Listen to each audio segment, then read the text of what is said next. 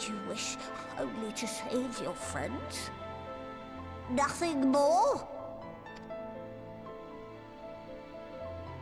Sorry, I just realized I had my mic off this whole time. I'm like explaining where we are and what we're doing and everything. Okay, we're between Shadowbringers at the end of the main quest line and Endwalker. We're in between. And we're getting this poor person to help us even though she doesn't want to. And she seems really nice. She just wants to be isolated.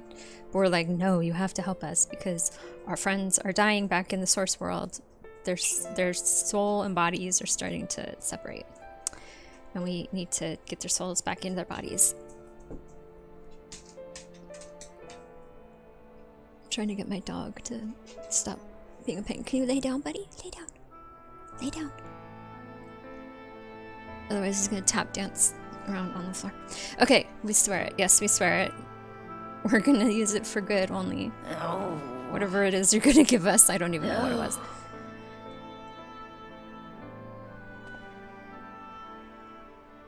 And then we'll leave you alone in your palace. You won't have to deal with us anymore. Very well. I will hear your petition, but that is all. And I expect fitting payment for my troubles. Sure, we'll pay you. You're clearly living Commensurate in poverty with your here. contribution to our cause. No more and no less, I promise you. Oh yeah, they're really Fantastical. into fairness. Might I impose upon you to join us at the Crystarium? I'm afraid the nature of my friend's predicament calls for absolute secrecy. You know, we don't want people back on the source finding out that the Scions are gonna die. Maybe they already know that the Scions aren't fighting with everyone. They seem to have vanished, which is true. Alright. Let's see what he has to say. Alphino says, there you are. The others have gone ahead to the Crystal Tower with Beck Lug. For the record, I truly wish we hadn't had to resort to using such words when treating with them. I have ever sought to convince, not compel, yet I cannot deny that a part of me is glad Oriange shared his knowledge of the new mole with us. Had he not, Egluk wouldn't be here. Speaking of whom, we should hurry. To keep our guest waiting would only add insult to injury.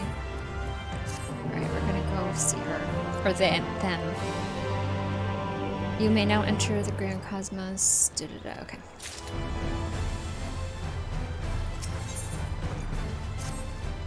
We mustn't delay any longer. If Beck Lug is to hear the truth of our travails in the first, you of all people should be present. Alright, let's go talk to them. And, you know, force them to do stuff they didn't want. Sounds good.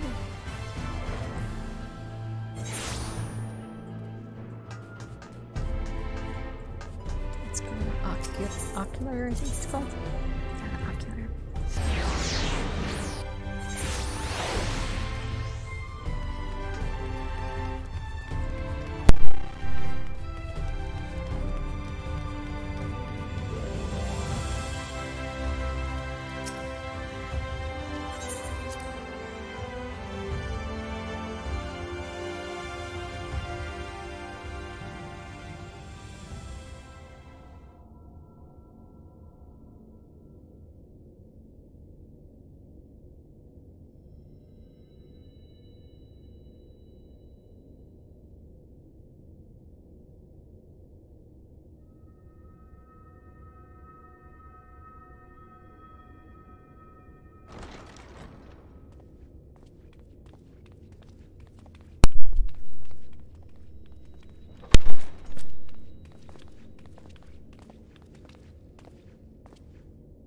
I'm sorry. You mean to tell me not only that the return of night was your doing, but that you hail from another world as well? Everything we told you, of the source, the shards, the 7 umbral calamities, all of it is true. I realize how fantastical it sounds, and I would not blame you for doubting our testimony. But given your expertise, you must surely have noted the peculiar nature of their souls. Any other time and I would have dismissed your stories as balderdash and flummery. But upon closer inspection, 'tis plain their souls are far denser than is normal, and that they do not possess true bodies. Save you. Your body is your own. And your soul is the densest of them all. I wonder why my soul is the densest. Oh, maybe because we united with the warrior of darkness from this world. So we're like two souls, sort of, instead of a chunk of fragmented soul. Or two chunks of fragmented soul. I wonder if they're gonna figure it out. As I said before, were it not for their heroism, the skies over Norvrant would still be awash with light. The realm yet at the mercy of Vorthri and the Sin Eaters. Yeah, so help us, okay?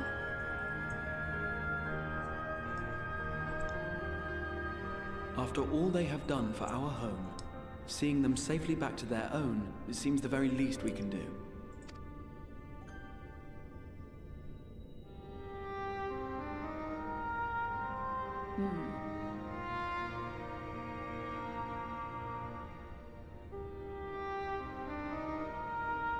Your tale is intriguing. Yes, very intriguing indeed. Simply to hear it is fitting payment in itself. Oh, well, that's handy. That's convenient. As for your friends, I can but agree. Their valorous deeds on behalf of Norvrant are deserving of recognition, of their own fitting payment. You will help us then? I will. Don't make us compel you I will see again. my knowledge put to good use for a change. I do have one condition, however. I am not the spry young Numo I once was. As such, I will require assistance in my fieldwork and testing. Sounds like we're into some fetch quests. It would be our pleasure. We'll be laboring for our own benefit after all.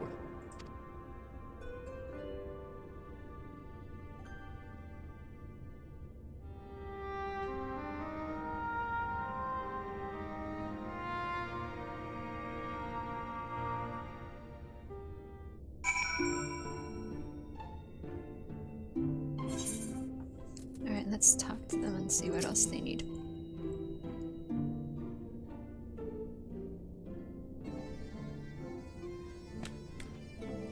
She says, or they say, you have spun quite a tale, but tell me, have you given any thought as to how you might return to your world?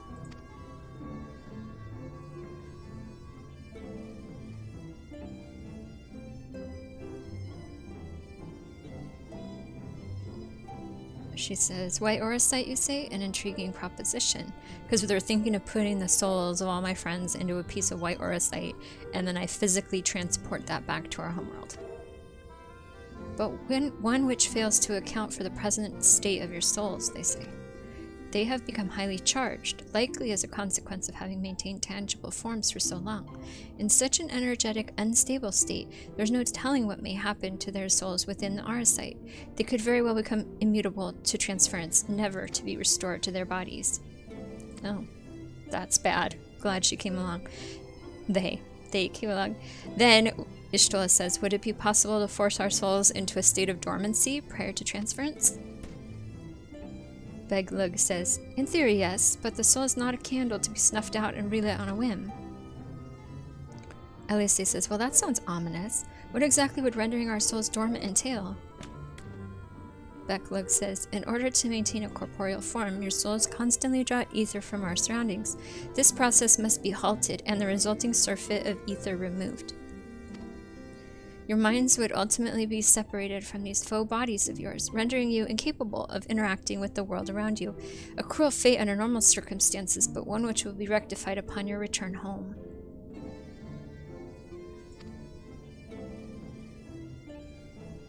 Leaving lifeless husks, says Alice, like those poor souls at the inn at Journey's Head, corrupted by the Sin Eaters, their ether made stagnant by the light. Beklug says, corrupted? Stagnant? Might I see these unfortunate individuals? Oh, I've been wondering if they were going to fix those people at that inn, that really, really white little boy that was gonna be eating the poison nectarine. I need to fix something real quick on my computer. I need to shut something off. That is irritating me. Why is it? I'm getting these notifications that I don't want to be getting. Go away. They're not showing up for you guys, but they're popping up for me and creating an irritation.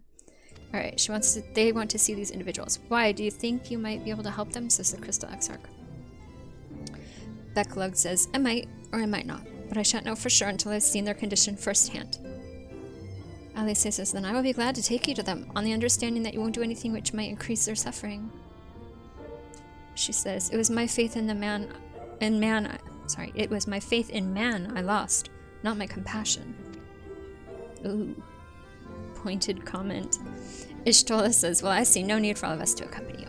While you escort our guest to the inn, I will assist her at Yanshe in creating the requisite aura site. Crystal Exarch says, I believe my talents, so we better apply to that endeavor as well.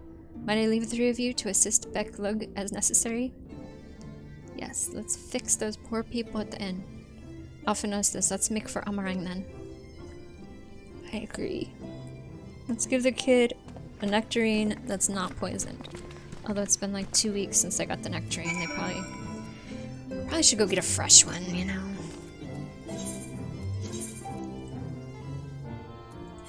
Let's take it.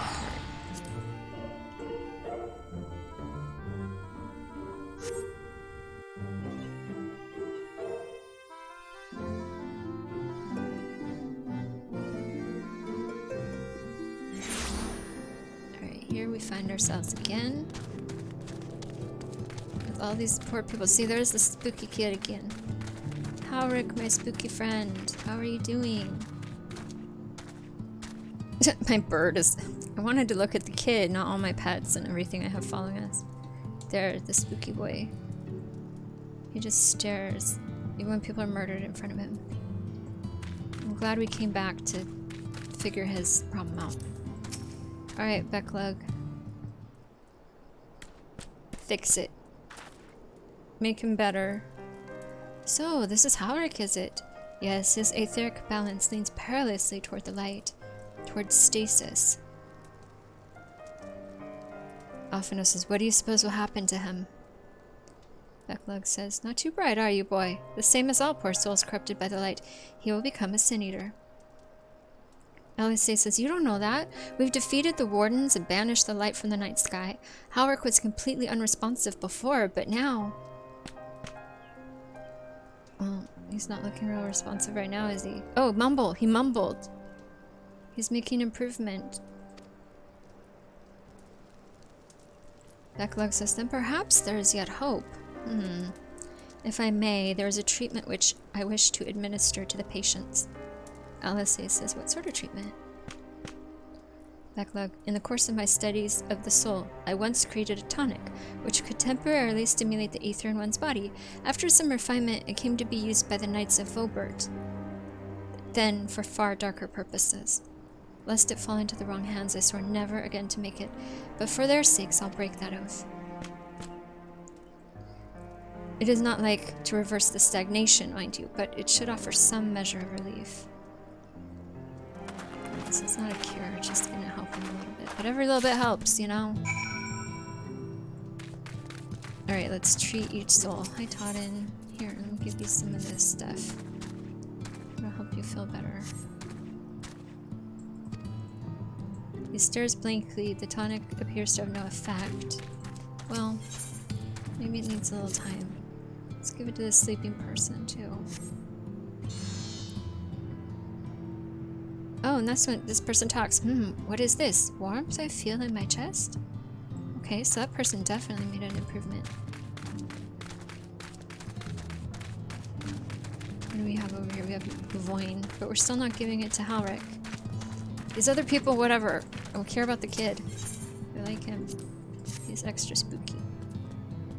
This person isn't quite so far gone. Maybe it'll help them. I feel warm, and my legs, they don't feel as heavy. Good. Alright, so I'll help 2 of the people.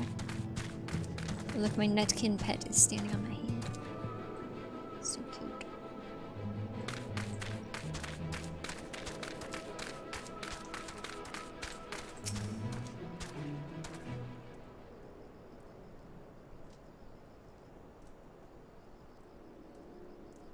Becklug says, now then, have you noted any change in the patients? Alphino says, a notable rise in body temperature and increased motor function in most of the patients at least. And Alice says, the more severely afflicted show no response. And I agree, yep, that's what I saw too. And Becklug says, as I feared then, 'tis true that with the restoration of night, the corrupting influence of light will no longer grow.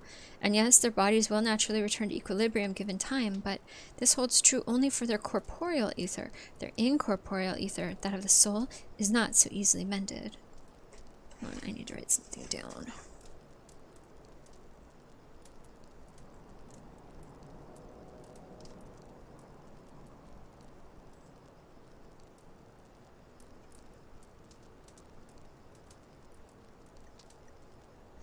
Okay.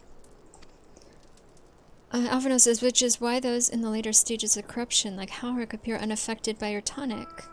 Precisely.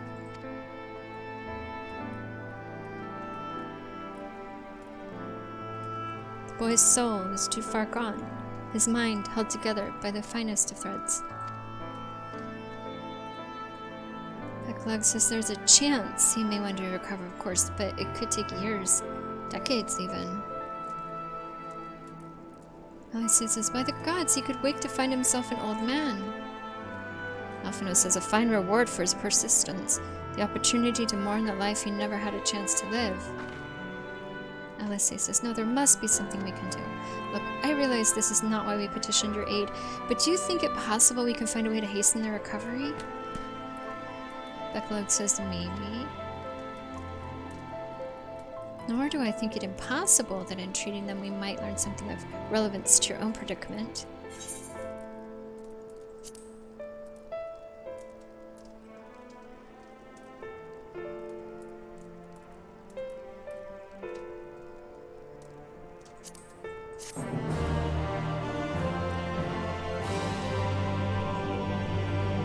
My dog is making noises if you're wondering what's happening. Why do you hear like weird grunting sounds? It's not me, I promise. It's my dog. Alright, I'm trying to get my food situation fixed up. Eat the food I got. Let's talk to Becklug again. Help us out. What do you think?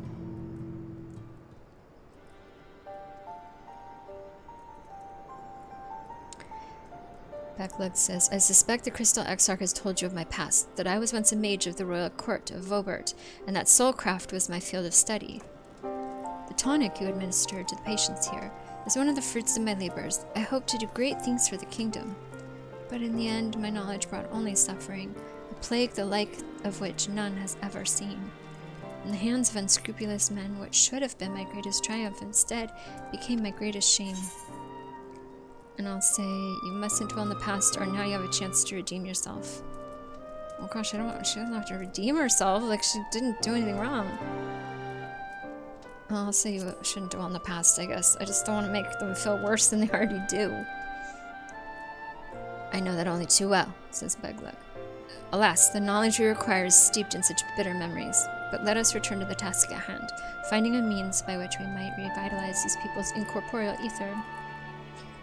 Alphino says, do you think it can be done? Becklug says, were the sky still ablaze with primordial light, I would call it an exercise in futility. But now we may have a chance. The method I have in mind will entail the conjuring of a familiar. They are able to amplify the energies poured into them, making them the perfect conduit for the aether revitalizing magics we will ultimately employ. Alice says, if you're about to launch into a lengthy explanation of the metaphysics of your plan, don't bother. I'd rather get on with doing whatever it is that needs to be done if it's all the same to you. Whatever reagents must be procured, spells invoked, I'll do it. And I nod, yep, me too. And Becklug says, I admire your spirit. Very well. Your first task will be to gather the necessary materials. The purest of waters and the finest of clays, as well as fey lantern brimming with pixie magic. If you're convinced, says Alice, the resulting familiar could help the patients, fine. Alphino, the water and the clay will be simple enough. But I think you know what we'll have to do to get the lantern. You don't mean? Alice says, the pixies took quite a liking to us before. If we humor them with our company, I'm sure they'll be willing to help us. They really liked the twins. They thought it was so cool that they had a matching set. Elfina says, fine, we'll pay a visit to Ilmeg, although I never thought you would be the one to suggest going back there. Becklug says, I'm impressed you've been there at all, let alone befriended the Fae folk. Oh, while you're about it, seek out the new Nomo of Pla Eni. They will be able to supply you with water suitable to our needs. Right, says Alice. Let's get this over with, shall we? Beglug says, there still remains the matter of the clay. Might I prevail upon you to find it? Yep, I have to go find clay. I don't remember what it was. Yes, we will find our stuff. Clay from Amarang would likely be best. Know you of anyone who might be able to assist us? I'll say... Should I say I could ask the miners at Twine, or where there are scavengers at Mordsuk? I'll talk to the scavengers at Mordsuk, because they're the cute kobolds, and I really like them. And Twine, the city of Twine just was depressing. Becklug says, scavengers, you say? Well, they might know the lie of the land, but I dare say they are more interested in the trinkets and baubles hiding in the earth than in the earth itself. Now the miners, on the other hand... Oh, they're gonna send me the miners either way. What's that? You know the miners of Twine? Perfect. Speak with them, and you should have no trouble procuring what we need. And while you and the twins are occupied, I will see if there's aught else I can learn of the stagnation which afflicts these people here.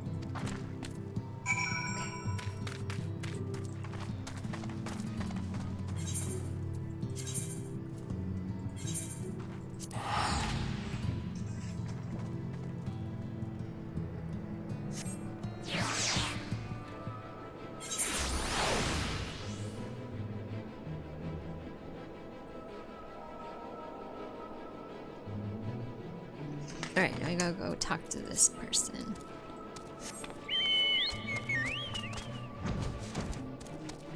Magnus, you doing any better now, bud? He was just drinking and being sad all the time because his wife and son died. Magnus says, Marigold, what a coincidence. Thaf says, you come at a good time. We've just this moment finished repairing the Talos and trolley you took to Nabatharang. Magnus says, the trolley was no trouble, but the Talos would have been another matter had we not had a visit from Master Chai. Oh, is he going around helping people now?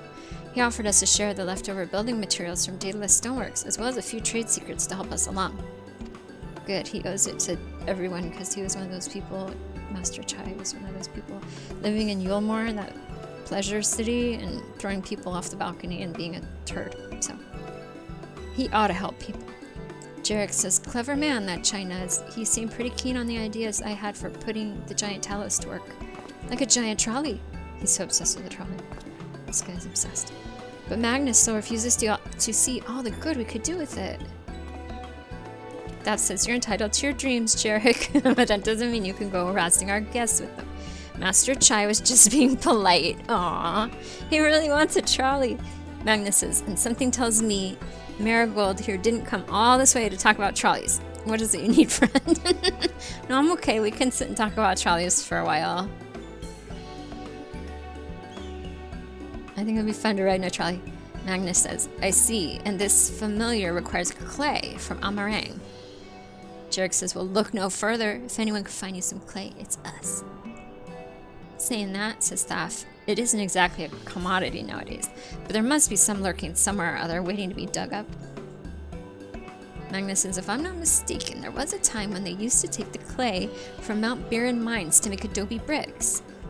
The place is swarming with coyotes now, but if you're after the good stuff, you would do worse than to look there. Well, okay, that sounds good. Let's go. Where did he say to go? Mount something or other. Alright, let's fly that way.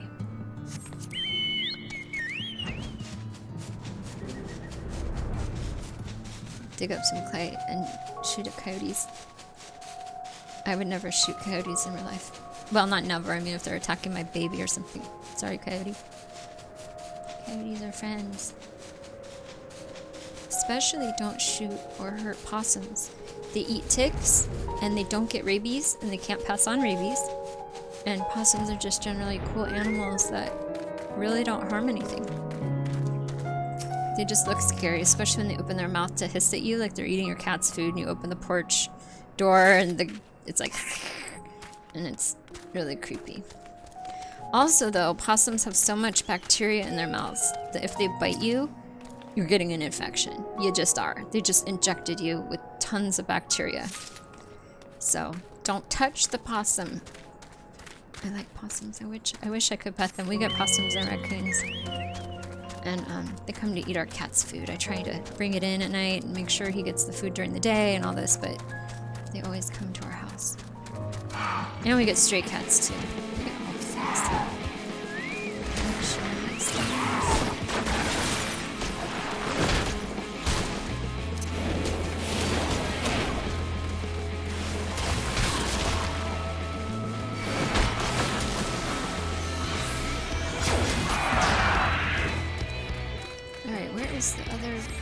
There's another spot to look for clay that we haven't found. Find it. I got excited talking about scavenging animals. Yeah, we get raccoons and we get possums. What's the other trash animal that comes around? We have cats, of course, like the neighbor cats.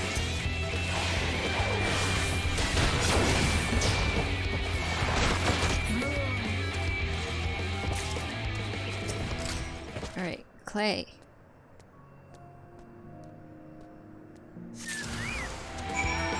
Got it. Deliver them to Becklug. Oh, hi coyote. Okay, this coyote will get shot.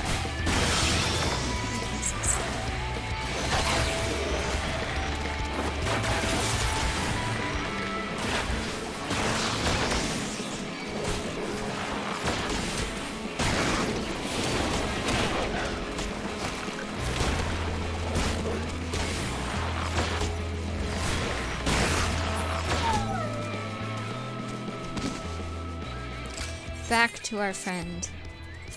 We have clay. I don't even remember what she's making a bottle out of it. I don't know. I don't remember.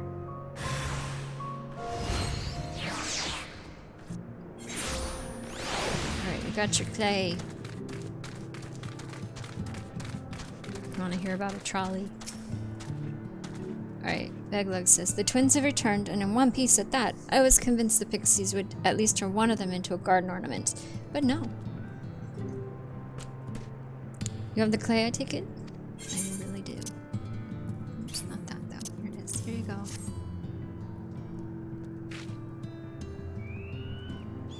Wonderful. We need but combine the clay and the water and then heat the mixture with the Fey Lantern. After that, it will be a simple matter of setting upon a suitable form and performing the necessary incantation. Beglug, says Alice, I have a question. In the event that we had need of this spell and you weren't around, would it be possible for another to perform the incantation? They say, assuming that they possess the requisite skill, yes. Alice says, Halric and the others have suffered so much, and I swore to do everything in my power to save them. If there's a chance this spell could do that, I would be the one to invoke it. Beklug says, mayhap you should be the one to do so. A deep understanding of the subject's physical state, combined with a strong desire to help them, can drastically increase the magic's effect. And you are plainly more familiar with these people than I. Alphino says, I dare say there are a few in all of Norvramp more dedicated to finding a cure. Is that not so, Marigold? She is, absolutely. I'd say absolutely she is the best woman for the job. Alice says, I'll give it my all for Halric, for Tesleen. Beglug says, we are all of a mind on the matter. Alice says she'll be the one to conjure the familiar.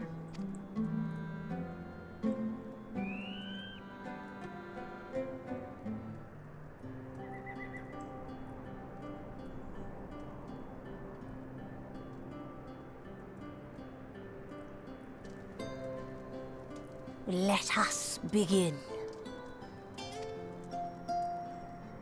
I trust you've prepared the clay?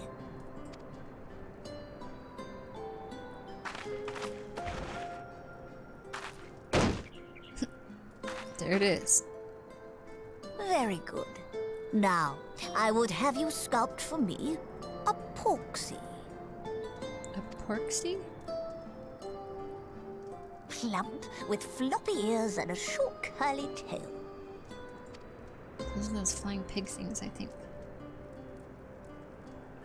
Oh, A it sounds like porksy. okay. I think I know what you mean.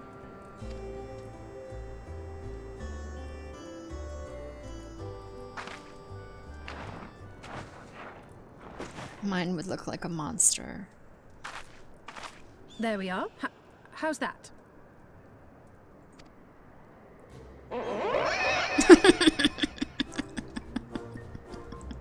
It's beautiful. That's art. Well, it is certainly creative.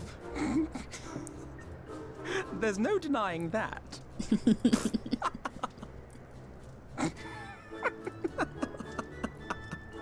Yes, I'm no artist. Very funny. Pay him no mind, child. Though it may look like a grotesque parody of reality, it is what the invoker believes that matters. Grotesque parody of reality. That's what I'm gonna say about my next drawing. It may look like a grotesque parody of reality. You're not helping. But I speak the truth. If successful, this incantation will turn imagination into reality. Which is why the only thing of import is what you believe this figure embodies. You must focus. Hold the Porksy's image steady in your mind's eye.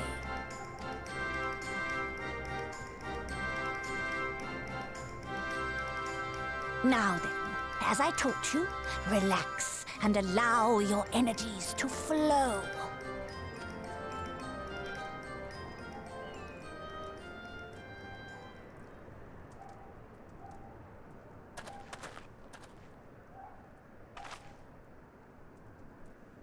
With flesh of clay I bid thee rise, on wings of dreams to touch the skies. What once was idle fantasy, I call forth to reality.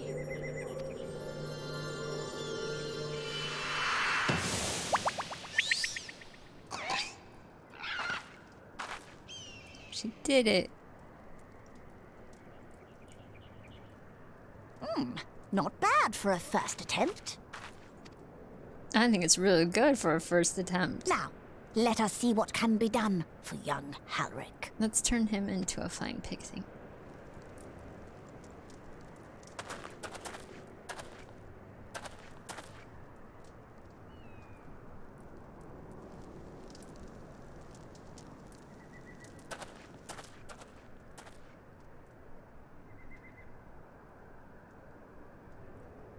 Through the operation of the magics you invoked to animate this familiar, it is now replete with the energies required to stir the boy's soul. You need but give it a name, and it will do as your heart desires. Oh, now you get a little piggy familiar. That's cool.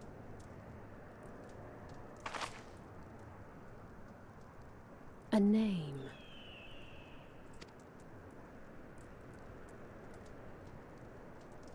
All right, I've decided. Now.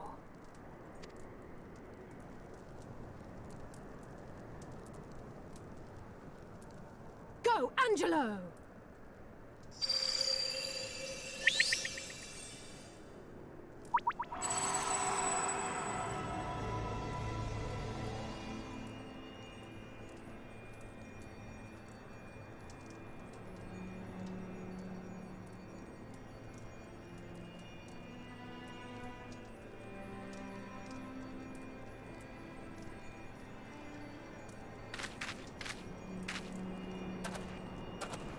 Well, something's happening.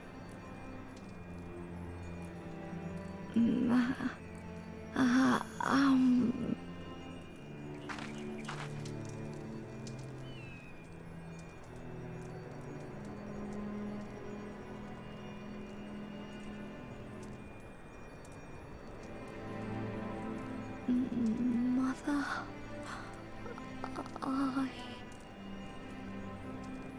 He's crying for his mom.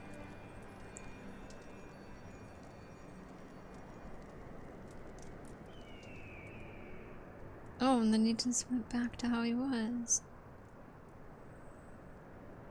There's progress, but it's sad.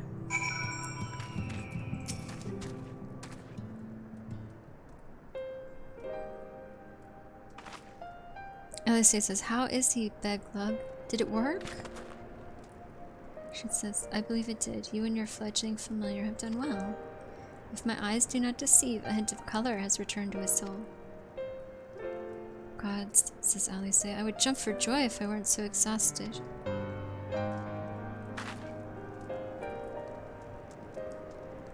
She says, "We are so close now, Halric."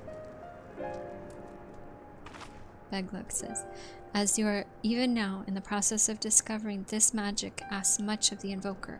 What you may not have realized is that the same is also true of the subject. As such, we must proceed with caution. However, with further treatment, I have the utmost confidence the boy will make a full recovery. Observing the reanimation of his stagnant soul has been most enlightening.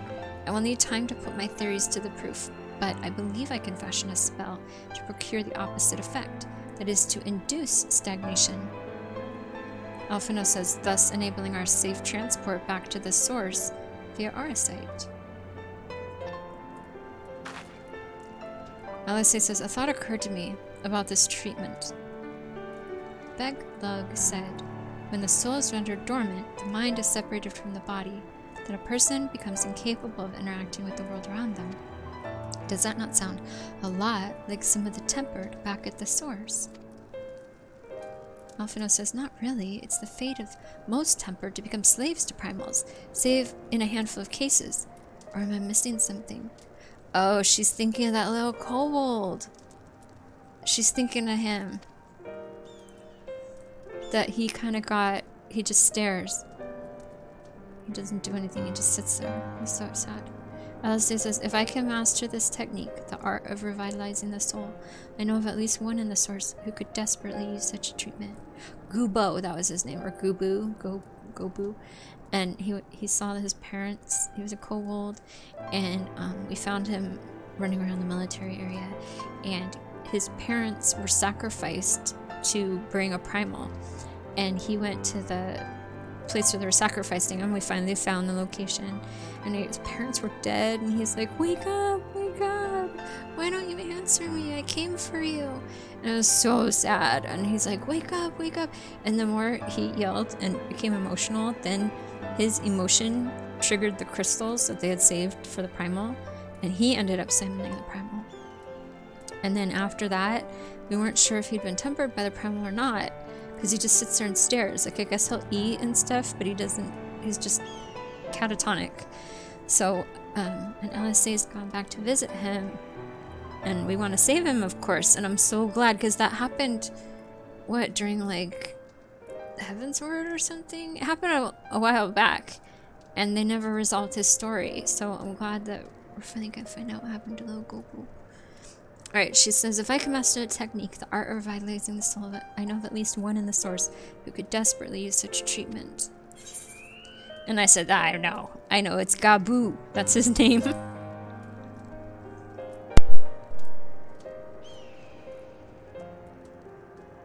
She says, "Exactly. His condition is uncannily similar to Halric's, is it not? The only difference being that his soul is suffused with earth-aspected ether instead of light. It follows that if his soul is subject to a similar kind of stagnation, there may be a chance we can save him, right? Forgive me, but who is this Gabu fellow of whom you speak?" And then there I am telling the story I just told you. Beglug says, "His condition does sound similar, yet there's much and more about the soul that remains unknown even to me. I say this not to discourage you, but you understand, but to remind you that this is delicate work we have to do here, work requiring patience." Alicia says, "Of course, and as long as there is hope for the patients here, I will devote whatever time is needed to see this through. But I refuse to spend that time in idleness. If it's all the same to you, I'd like to stay here with Angelo and continue with their treatment." Alice says, the two of you should return to the Crystarium with Becklug and see if you can't make some headway with the newly posited theories. Becklug says, I would tell you to rest first, but I see you're not to be convinced. Ah, the fire of youth. Let us return to the Crystarium then. And then someone says, finally, I found you. Who is it? Who's been looking for us? Oh, this guy, the blue, whatever they're called, Mikotes. Alphino says, Kaishir? What are you doing all the way out here? There's trouble back in Yulmore. Lady Chai's beside herself, sighing and pacing the whole lot. Near enough begged me to go and find you. Sighing and pacing, Alphino says. It must be urgent. Becklug says, I take it I will be returning to the Crystarium alone. Go on then, it's not as if I have anything for you to do. Alphino says, thank you, Becklug. Alright, let's find out why Lady Chai is worked up. Like, kind of who cares? But, I mean, I'm sorry. I'm sorry for her emotional health. Alright, Kaishir says, sorry for bothering you and all that, but she says the future of Yulmore is at stake. Well, she's probably trustworthy on that. Like, she, as far as I know, is not, like, exaggerated and gone completely, you know, she doesn't exaggerate. So, maybe she's right.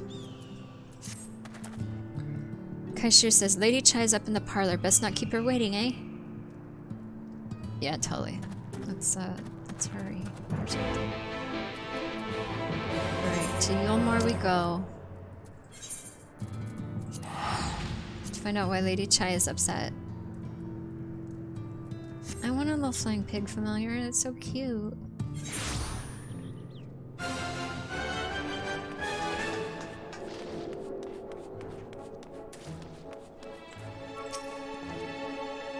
Alphino says, well, not here seems out of the ordinary, though I do not see Lady Chai anywhere.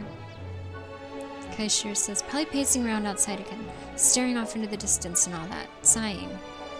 Alphino says, strange. Let's see if we can find her and discover the source of her distress. Why is she so upset?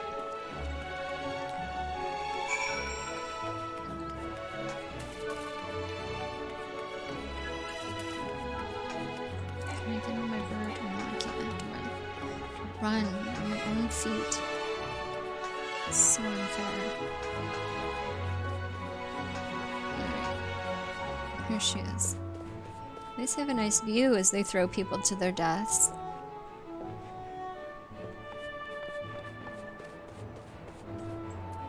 Julia Chai, what's wrong?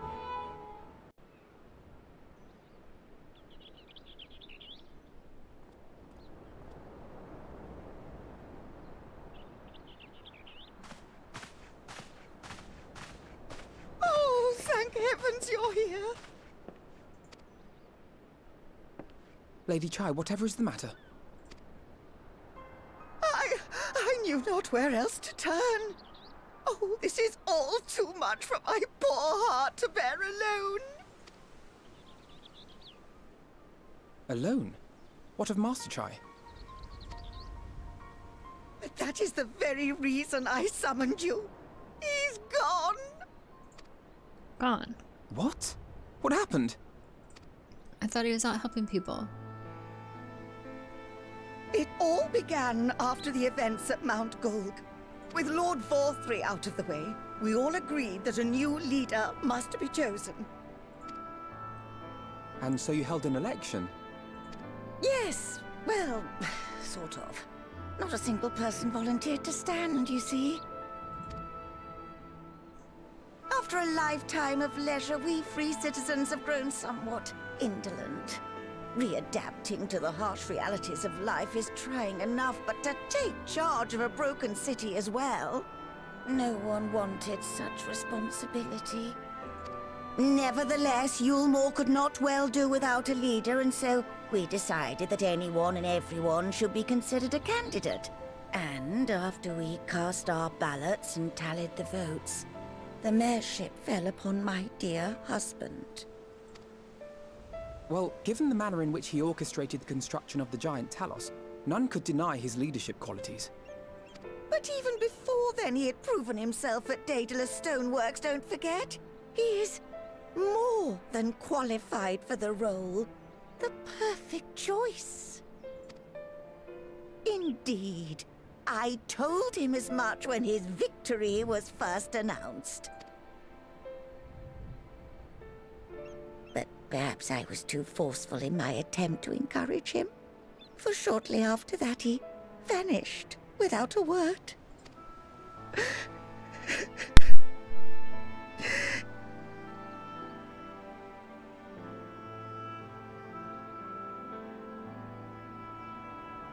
You believe he was so daunted by the burden of leadership that he felt compelled to flee? Please, Lady Chai, dry your eyes. Your husband does not strike me as the sort of man who would abandon his duty, much less his beloved wife. There has to be some other reason for his absence. You truly think so?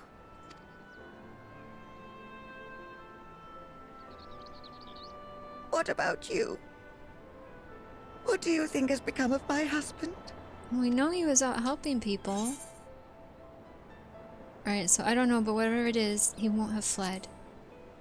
I think he was out, because they said he was out in Twine helping people.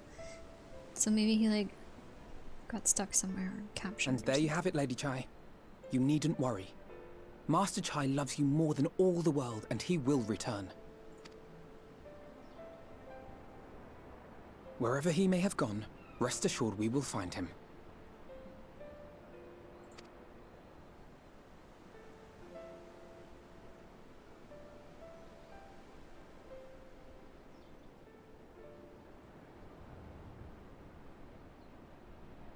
Thank you, my dear boy. You have set my mind at ease. I will trust in my husband and await his return.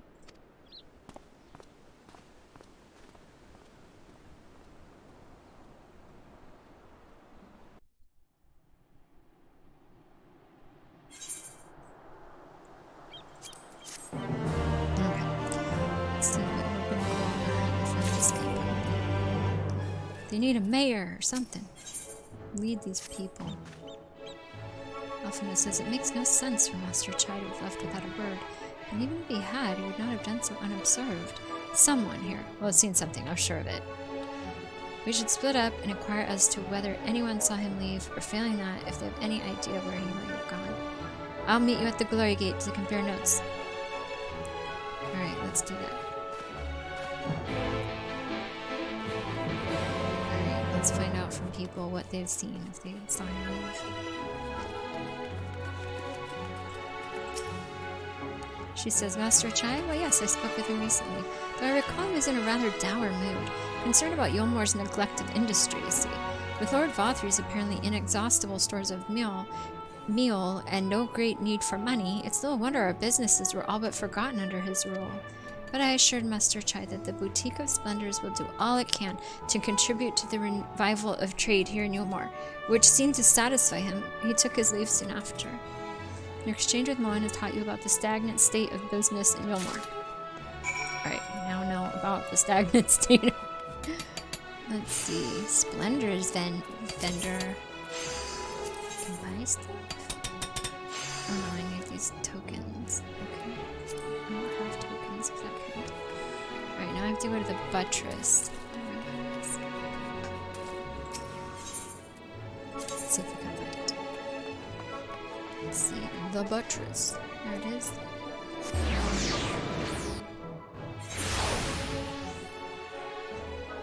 So I'm gonna bring that back to us. I think we need to go to the other part. Here. There. Someone with a quest. Let's see.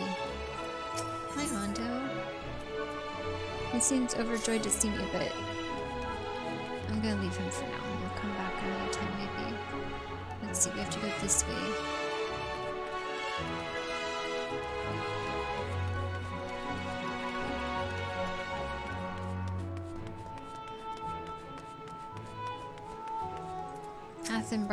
Hathenbert says, I recall a man fit in that description.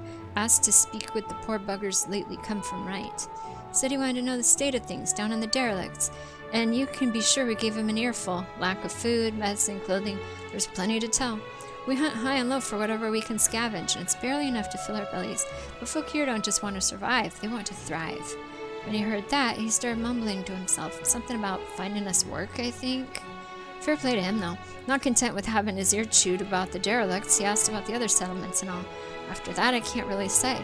Looked like he was heading for Gate Town when I last saw him. So your exchange with Hatham Bet has taught you about the poor living conditions of Calusia's downtrodden.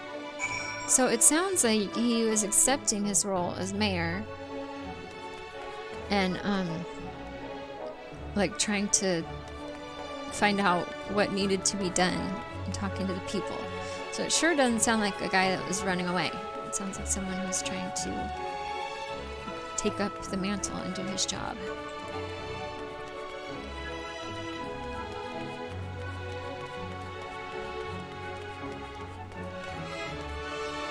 Alright, I'm stuck down here. Stuck here in the slums. Oh my gosh, there's a person like hanging off of that building. I don't think we can help them either. What's happening here? Okay. I wonder if they're always there. Did I see a special thing? No, this is all closed. I can't help them. Good luck, person hanging from a building. Alright, now you need to go to the buttress. It's the glory gate. Okay, where's the buttress? Did I understory the buttress? I'm where I thought I should be. Is there somebody here to talk to? There it is. Okay, it's right by the door. This person says, looking for Master Chai, are you? Is something amiss? When I last saw him, he seemed ready to collapse from exhaustion. I insisted he rest and catch his breath, and we talked for a while about his concerns over the city's defenses, among other things.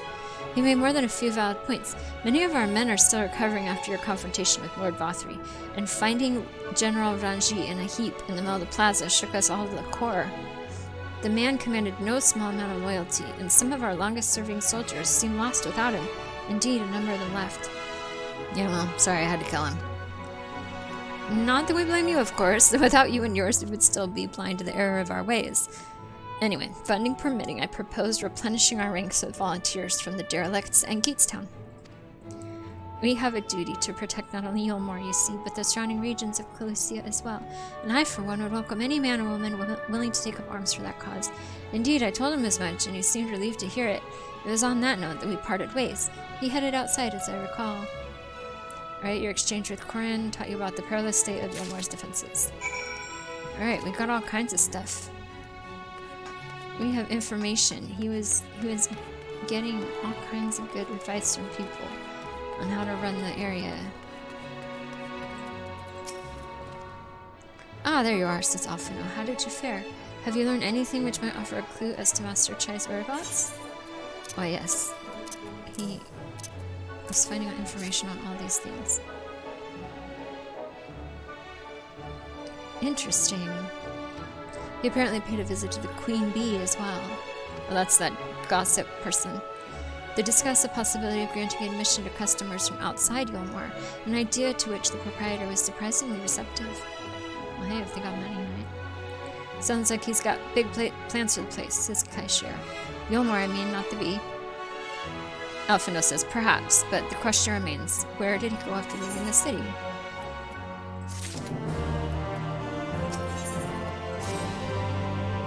We know for certain. All we know for certain is that Master Chai has shown great concern not only for Yulmore, but for its surrounding settlements. It would seem logical, then, that having consulted those within the city walls, he would wish to do the same for those without. Marigold, if you would go and make inquiries and write, I'll do likewise in Stilltide. Gate Town I leave to you, Kaishir. Fair enough, says Kaishir. Where should we meet when we're finished? Well, says Alphino, Top Rung would seem to me his next most likely destination. Let's reconvene there. With any luck, one of us will have stumbled upon him by then. But if not, we'll be well suited to continue our search.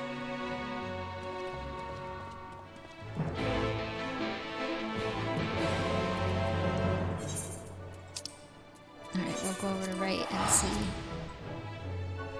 see if he talked to anybody there.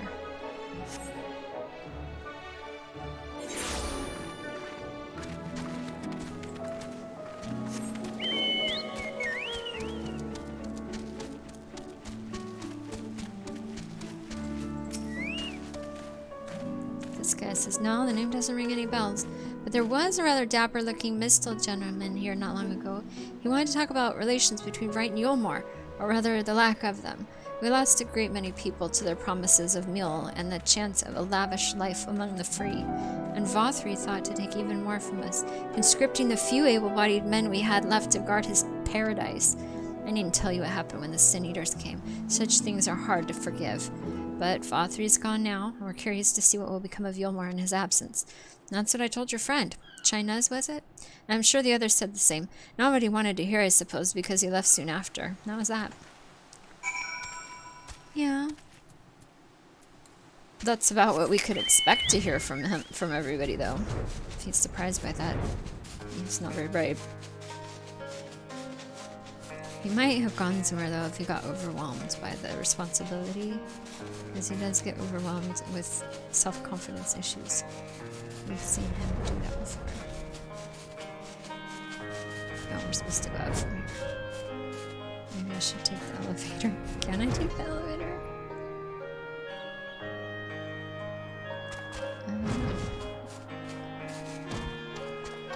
There we go. Ladder operator. Okay. Yes, please. I mean, I could fly up, but I thought this might be faster. Alpha now, there he is. Did you find anything? So he paid a visit to both Wright and Gate Town as well, did he? I see, says Alphino. Kaishir and I gleaned much the same. He seems determined to salvage what goodwill might yet remain among the settlements of Clusia, the only likely place he has left to go being Amity. Come, if we're quick, we can catch up with him. Alright, so he probably went to this town that's over this way.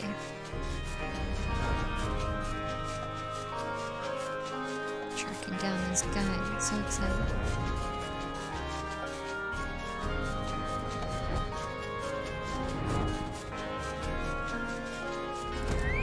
Yeah, we found him.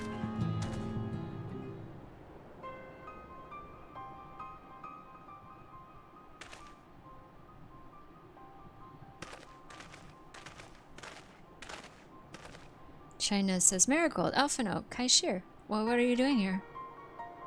We might ask you the same, says Kaishir. We have been looking all over for you. Looking for me? Whatever for? Alphino says, Lady Chai has been nigh inconsolable in your absence. She claimed you'd disappear without so much as a word and bade us return you to her side. China says, what in blazes are you talking about? I left a letter for her in our chambers, though I suppose she could have overlooked it.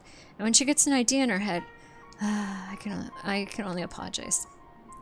Alphino says, no harm done, Master Chai. But since we're here, might I ask what compelled you to come all this way? You were told you'd been elected mayor, and from what we gathered from the nearby villages, you've been inquiring about the people's grievances. Is it safe to assume you mean to take office? Now, let's not jump to conclusions, said Chinez. I did seek to learn about the problems faced by the people of Clusia. That much is true, but I'm in no means sure I am the man to solve them. Tackling our many challenges will require resources, and until I have secured them, it would not be right to assume the role of mayor. Alphino says, I see, and you believe said resources can be found here?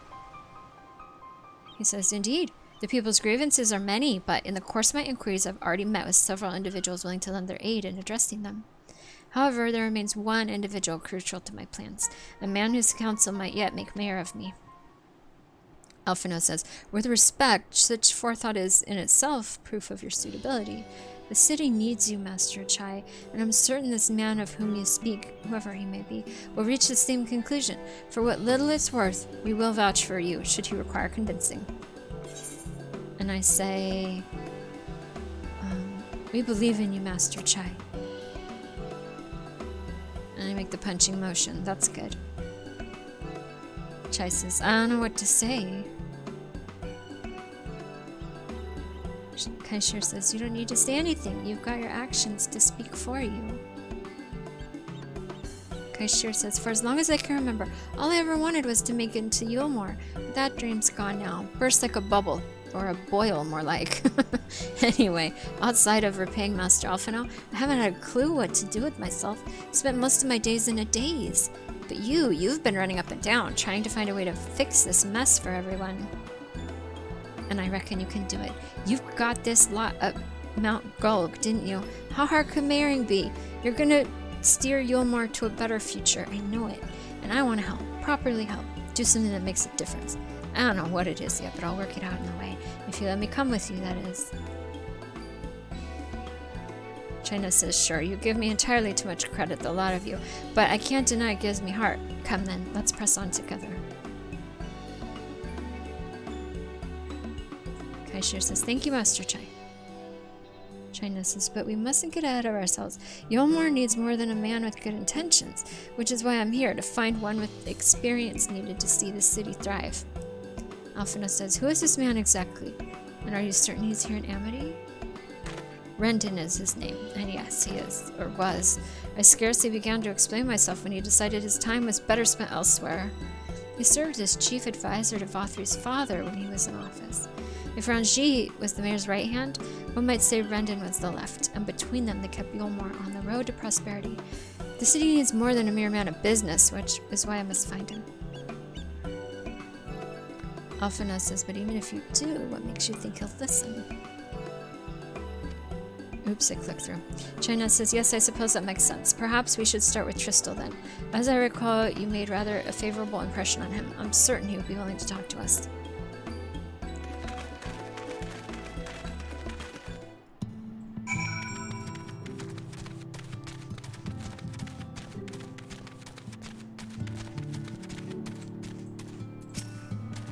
This is the artist they threw off the building.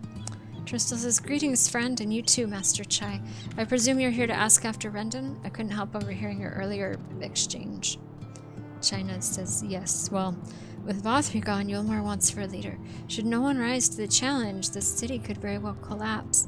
I came here seeking Rendon's counsel in the hopes that we could build a better Yulmore together, and that's still my wish, but given how abominably you're mistreated there, I will understand if you choose not to help. Tristel says, worry not. I bear no grudge against you or the people of Yulmore, and I would not see you suffer for Vothri's villainy. As you no doubt gathered from your meeting here, Rendon can be rather uncompromising. He has principles, you see, and a little patience for anyone he deems less committed to their own. Your desire to right the wrongs of your past, of Yulmore's past, is quite admirable, but I fear the guilt you bear on the city's behalf works against you. I can see in your eyes and the way you carry yourself. It goes without saying. He does as well. You must let those feelings go, Master Chai. Be more assertive, commit to this course, and prove to him that Yulmore has the resolve to change. China says, the resolve to change. Tristel says, I believe he was heading toward Pit 8 when he left. If you plan to go speak with him, I suggest you be firm and clear in your intentions. China says, very well, to Pit 8 we'll go, and I will not take no for an answer. Nay, not even a maybe. Right, I really like the ears that this person has. They are so cute! I want them so much. I'm gonna wave back to her. Let me say, talk to her. Oops.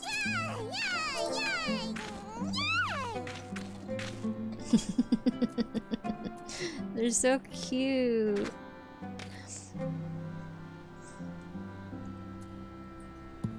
I can't tell what they are though because she has them. They're like from somewhere. She says thank you. Okay, yay, I'll see you later. You're very, very cute. Oh my gosh, she's so darn cute.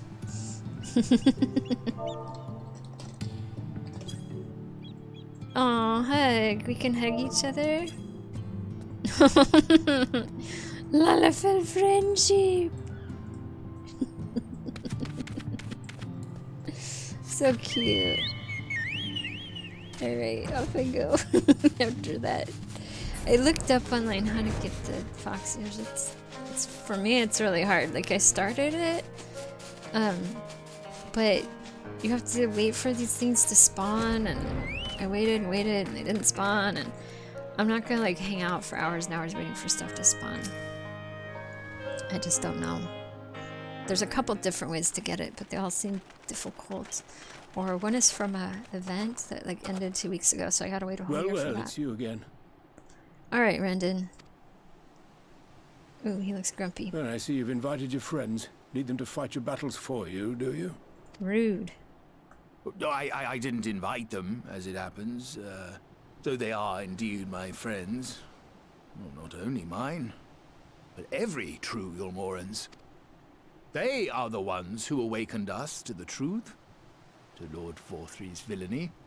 The famous warriors of darkness. See, I look like a warrior of darkness. Are they now? Yeah, we are. Yes, they are. It would be no exaggeration to call them our saviors. We owe much and more to their kindness, but we cannot depend on that kindness forever. Yeah, you gotta run stuff yourself. To do so would be a little different from entrusting our affairs to Lord Vorthry. Nay, we must learn to stand on our own 2 feet. And I would have them present to witness my attempt. Hear, hear, Master Chai. He's doing his best. Your sentiments are admirable. Yet admirable sentiments do not a nation make.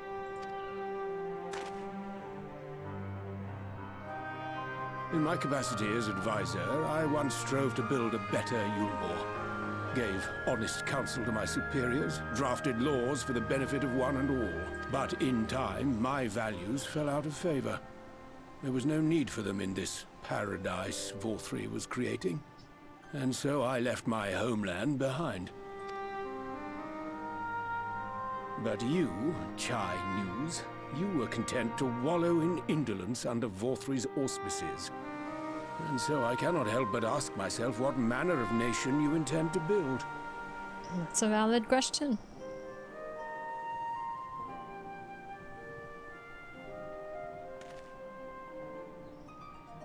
I can offer no simple answer to that question.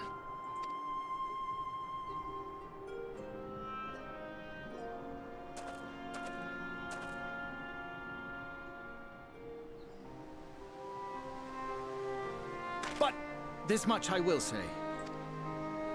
It is my hope that Yulmore can become a nation which her citizens might freely choose to build together.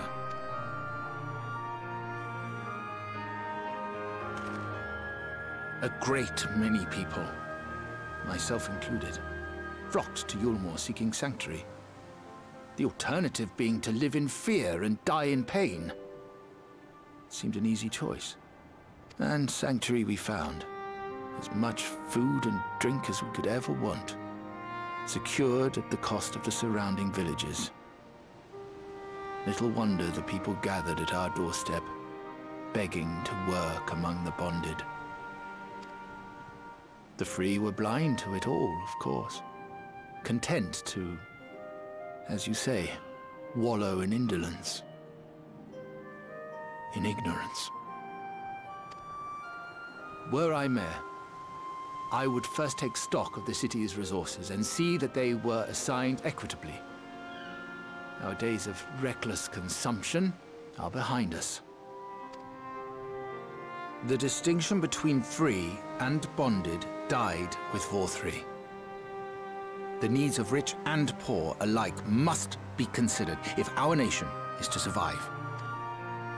To which end I would take steps to secure channels for supplies, rekindle relations with nearby settlements, re-establish industry, reach out to neighboring nations, and the list goes on and on.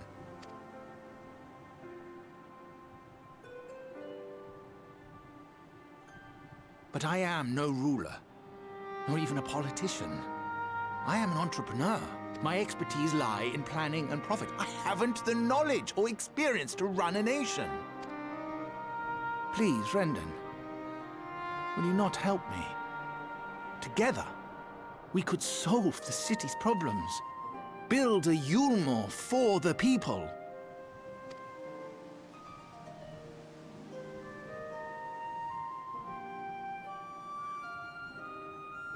A Yulmore for the people.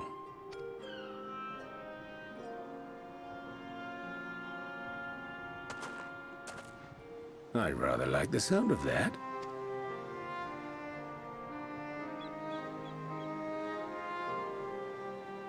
But before I offer you my counsel, I would be certain of your ability to perform the duties of office. You would? You ask me to help you solve Yulmore's problems. But first, I would see you solve one on your own. Accomplish that, and you will prove both to me and the people that you are a man worth following.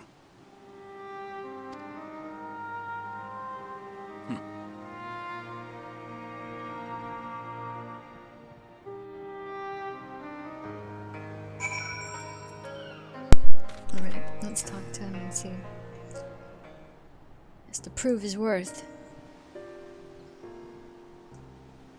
Ahem, right then, says Chinese. Is there a particular issue you want me to resolve? Rendon says, you seem to have conducted an assessment of the problems Yomar now faces. I assume you will agree, therefore, that the matter of dwindling food stores is the most pressing. Alphino says, oh yes, meal being neither a desirable nor a less sustainable option, I assume alternative foodstuffs are now required to fill the void. Rendon says, and a man who hungers is not like to contribute much to society, save violence perhaps. So tell me, how do you propose to solve this problem? Give me a satisfactory answer and I'll consider offering you my counsel. Well, that's a good question. I don't know how to fix it. This land doesn't look farmable. Can they grow, like, goats and sheep? Those can kind of live in rough conditions. What do they have here? Fishing? They're an ocean nation. China says, the combination of measures would seem to be in order. One to address the immediate issue supply, and another that of production. Brennan says, go on. Chai says, for the present, Yulmore's coffers can be used to purchase food from neighbors. This would afford us time to address the underlying problem that affects us all, the long-standing neglect of agriculture.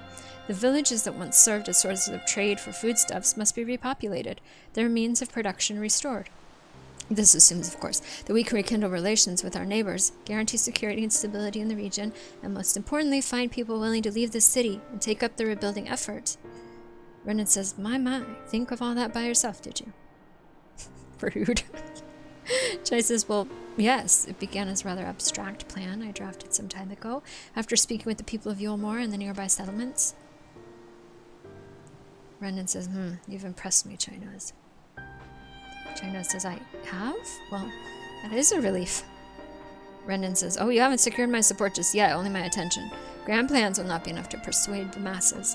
If you would ask them to rebuild, you must provide them the means to do so. China says, a fair point, Rendon, and one to which I have given much thought. I propose the use of Talos to aid the establishment and maintenance of those settlements. Their employment should drastically improve efficiency and ultimately increase production. Rendon says, Talos?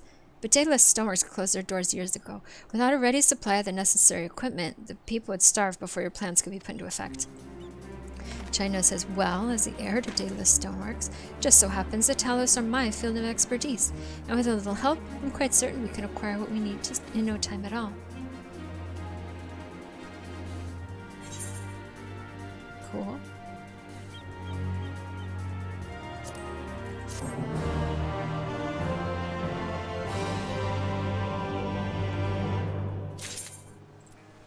There is a lot of talking in this quest. Renan is right, says China's. Building Talos from scratch should require time we simply don't have, which is why I propose to make use of the long-abandoned Talos, which wander the wilds of Calusia. They will need to be deactivated, of course, and if memory serves, the tools required to do so should still be at top rung. Come with me. Alright, using the old Talos makes sense, if we can get them to function correctly. But I'm going to end the stream here for now because I have a bunch of stuff I need to do, clean up and whatever. So I'm going to end the stream for now. So thank you very much for coming to hang out with me. And next time we'll continue to work on rebuilding Yulmore in this broken land. Alright, see you next time.